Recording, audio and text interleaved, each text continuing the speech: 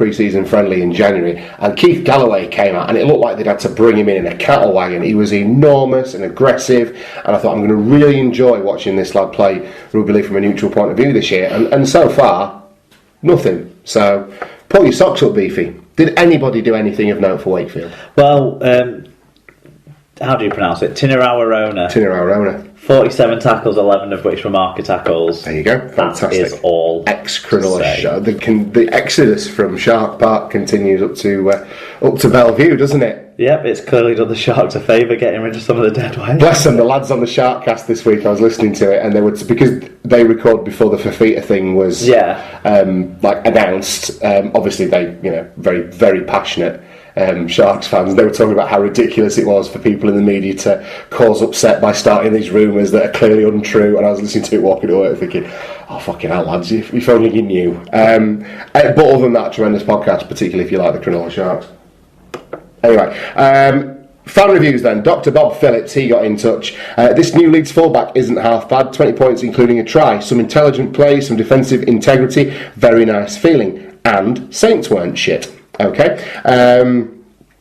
Carl Render said Leeds played the conditions better than Wakefield. Too many errors and penalties given by Wake. He gave Leeds field position, and they capitalised on that. 2 in a row, yippee. Brad Davies, who's a Wakefield fan, said 80 minutes of penalties and knock-ons from Trin, 80 minutes of 5 drives and a kick from Leeds. Leeds tried 2 passing moves in the whole game and put the ball to ground both times. 4 terrible performances from Trin now in a row.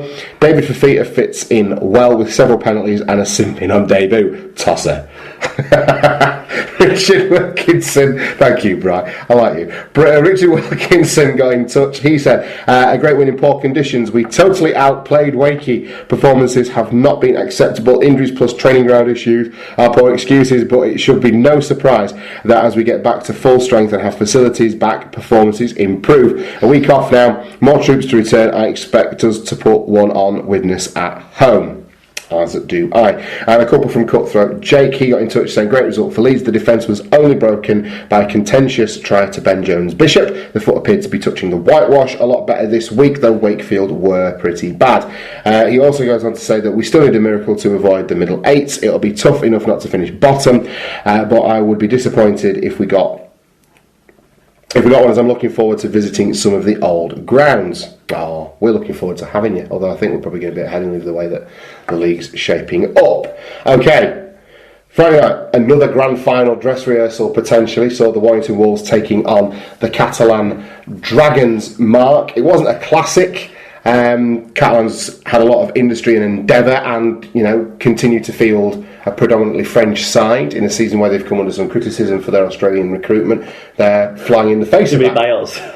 I don't recall criticising them. We just use it as a reason to make jokes, don't we? I don't think Alan Walker takes too kindly to it, but I hope he understands that they are just jokes. Absolutely. And actually what we saw on Friday night was, I think Warrington probably did deserve the win on the balance of things, because of some individual indiscipline from Catalan Dragons, but these young players, these young forwards, and particularly the young halfback Lucas Albert, they look like real genuine potential, not just sort of one-off flashes in the pan. There's some talent coming through the ranks now at Catalan as well. Yeah, the awareness and the vision and the touch to set up the Fuad Yaha try basically put the kick to the weight that his winger could only score, and nothing else was no other result was coming from that unless Yaha knocked on. All Yaha needed to do was just fall and control it, wasn't it? Not all the work was done for him, but it was a pinpoint kick, wasn't it? And it was superb. Brilliant. Yeah, absolutely. Did you catch any of this? I saw bits of the game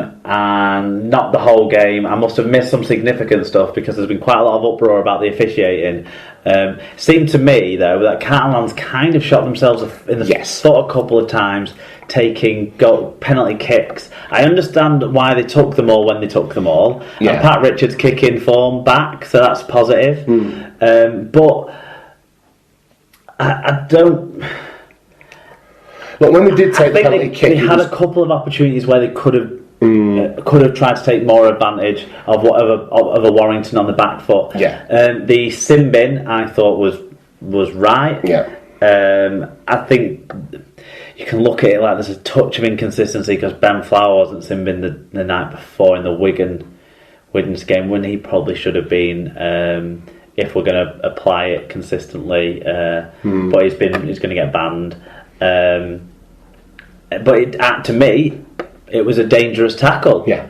And we need to, more and more, with the things that are happening, we need to absolutely forcibly remove these things as strongly as we can. And simbing in and banning players is a way to do that. And they did, they did it right. I felt. I think what I did miss though is this Ashton Sims incident. I can't remember it anyway, where apparently he's had a serious high tackle on someone and not punished for it in the game. I mean, it's going to go in front of the match review. I forget which player it was, but basically the Catalan player is breaking through 2 tackles and his body is spinning as he's slipped these 2 tackles, and Ashton Sims has a swinging arm going in. Now, it does warrant looking at, and it certainly warrants perhaps a ban because of where his arm ended up, but I think there's some degree of kind of, it looks worse slowed down, and because your man from the Catalans is spinning into it, he is almost revealed into Ashton Sims' arm, and then his arm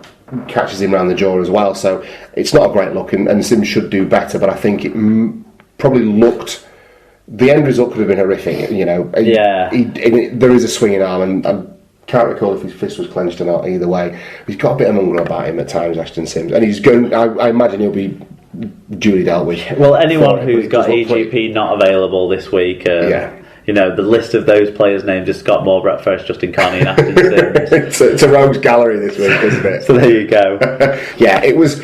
I don't think it's the worst thing I've ever seen on a rugby league pitch, but it definitely will warrant some sort of disciplinary action. Should have involved a yellow card. Are you saying? If it deserves a ban, it deserves. He probably should have gone. He should have had 10 minutes. To be honest with you, the penalty I'm more concerned about from the point of view of my own enjoyment was bloody your boy Pellicier's high shot, which basically cost Catalan the win, I would argue, or at least a good chance at getting the win, and probably stopped us from seeing one of the tries of the season as well. De Cleaver was out for him though, wasn't he? Bernard has given him a bit of a spray in the media over there. And rightly so, because as he's grown in stature within the game, Pellissier, this has become more prevalent, this kind of getting under your skin, this dirty element, and now it's starting to cost them in terms of longer term ambition, so he does need to rein it in, and I think, you know, who argues with the butcher? We don't want a slaughterhouse visit. I think he pretty much hit the nail on the head very, very firmly, and it's the sort of thing that someone like Pellissier probably needs as well.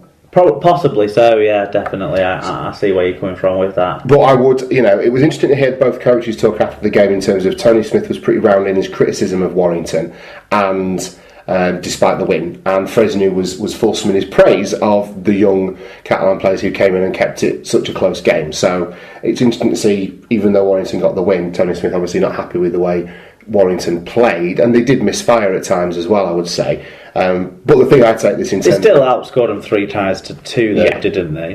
Yeah, absolutely. Now maybe it's a bit of brinkmanship from Tony Smith, but Catalan by sort of default one of the teams I'm getting behind this year, and I would have liked to have seen them go on and win this one. But it is great in a wider sense for international development of rugby league that there's more and more of these young French lads coming through into the squad. Definitely. So tell us the tale of the game then. What stats stood out for you, Mark? 1% worst team tackle success, but 1 metre per carry better team average gain for Warrington. 2 more errors, but 3 fewer penalties conceded. 5 breaks to 3 and 3 tries to 2. Metres was the biggest difference though. Warrington had over 400 more than the Dragons, who fell under 1,000, so usually doesn't mean a win. There, do you? When you go under 1,000 metres. Fantastic. Who stood out for us individually then? Well, Matty Russell kept being Matty Russell effectively. 166 metres, a lot of those from dummy half carries, 2 clean breaks for him on the wing though in this return that he made. Chris Hill 125 metres, Ben Curry a try assist, 6 tackle busts 119 metres. Ryan Atkins keeps making these roundups, Tom, getting worried. I wouldn't if I were you. 111 metres for him. He's cutting hair, not playing in the end of season stuff. Who stood out for the Catalan Dragons then? Well, tackle numbers are what we're going to focus on primarily. Jason Battieri, 53 tackles, 13 of which were marker tackles. Your boy Glenn Stewart, 41 tackles. Elwar Pellissier had a try assist, 40 tackles, as well as a big part to play in the penalty count. Yeah. And Tony Gigo, another player who got involved on that score, also got involved with 107 metres in the game. Fantastic. Okay, first word on this goes to Alan Walker. He said, "Who's the ref? Total cunt. Yellow for leg of lamb. Did now. Nothing for Sims, who stiff arms Battieri. Put the ref on a plane up to the factory and run him through the sausage machine. If your holiday's in the Med, we'll get him. Hashtag slaughterhouse visit. Hashtag he's safer in Iraq. Yaha is the future of rugby league." I love Alan Walker's tweets, they're amazing. Aidan Stoker, Catalan are always worth a watch, but if I was a fan, I'd lose the plot with Eloy Pellissier. I don't buy the xenophobic line that Sky like to peddle about the French mentality. Yeah, I disagree with that. He's just a twat. Speaking of twats, I hope Ashton Sims gets a ban for his decapitation attempt. Lunatic. Tom Eckley 99, he said, "Great game that, especially given that we edged it. Thought both teams put a great show on, given the last couple of Sky games. Wire Joe, I don't really know what that we deserve the win, but we'll certainly take the 2 points. Hopefully this will provide a platform to kick on from, because the performance still wasn't really there, especially going forward. Improvements needed to get us back to the way we were playing at the start of the season." Lee Whitnall said, "Better than last week, but still way off where we need to be. Too much overthinking when we get into dangerous positions, and the quality of Gidley's in-game kicking has dipped. Still, I'll take the win against a very strong team. Plus, Joe Westerman walked out in front of my car and I managed not to hit him, so also a positive." Yeah, I'd say Joe Westerman probably agrees with that as well, Lee.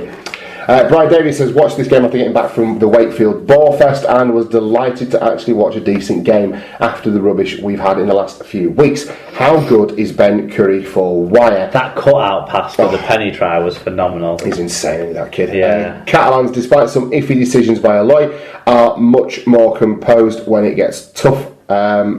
More than normal anyway. Both looking good for the run in. Elliot Wrench said, "Well, it was a scrappy game, but they got there. Dragons missed Taylor's grunt to push through. They're defo a top 4 side. Wolves very hit and miss, but quality comes through at times to get it done," i.e. Gidley. He was sat with French and Japanese under 20s, a very cultural game. I'd say that was an improvement from last week in terms of the people that were sat with Elliot. It wasn't sharpy. But he seems to always see sat around youth groups. I'm not sure what's going on here, but he's always around the kids team. Well, it seems like he's got a season ticket, and I think it might be, nothing to do with him who sits around. Yeah. Let's be completely fair to one of our most loyal long-term listeners. Speaking of which, Tyler Casfan got in touch, said it was an entertaining game to watch. I thought Warrington had more than their fair share of the close decisions, but if it means Catalans getting beaten, that'll do for me. I forget why Tyler doesn't like the Catalan Dragons. I'm not sure. It's the second time he's put a bit of a spray on them on a few occasions, hasn't he? You have to remind us, Tyler. Chris Macy got in touch, said, "Talk about snatching defeat from the jaws of victory. Catalans really shot themselves in the foot, but the youngsters did well." Went down when Catalan finished bottom, when Tyler was about 2? Possibly so. Possibly, although I see maybe there's something more recent than that. I don't know. Yeah, you'll have to tell us, Tyler. And Josie Andrews, she got in touch and said, "Never seen a more one-sided ref since we had Silverwood and Bentham at Leeds last season." Meaning Wigan. Meaning, yeah, I know. Josie Andrews is Wigan fan royalty. Yes, I know exactly what I'm talking about. Don't worry. So I'll start again. "Never seen a more one-sided ref since we had Silverwood and Bentham at Leeds last season. Why got away with murder?" Final game of the weekend then was played out on Sunday, and again the away team held on for a victory. Hull FC, missing a few key names in people like Sika Manu, went out 24 points to 22 victors over Castleford, who were also missing key players in guys like Luke Gale. Mark, were they? I wasn't aware of what the teams were. I didn't know anything about this game really. I was in an area of Edinburgh called Stockbridge, which is just the right, not the right, the middle, just the middle class side of hipster. Right. It's not be hipster, but it's a bit hipster. Your beard's looking a bit hipster, Mark. No, I seriously think you said it was looking messy when I walked in. That's the opposite of hipster. Well, hipsters just grow big, long, straggly beards. No, they don't. If we get you I'll tell you what, I could nip next door and get a bobble out of Erin's bedroom. I don't think it'd work. Do you a top knot, lad? I don't think that'd work. I've got very short hair at the moment. I think our listeners would like to see you try a top knot. I don't think there's any point in trying. #Mark Top knot. Well, there's no point for me trying. No, but your beard's far more hipster than mine. Do you think so? Yeah, because you actually buy fucking beard oil and I've not stuff used and that. comb it. I've not needed to use that for a while. And The all reason I that started using the beard wax was business. because I had that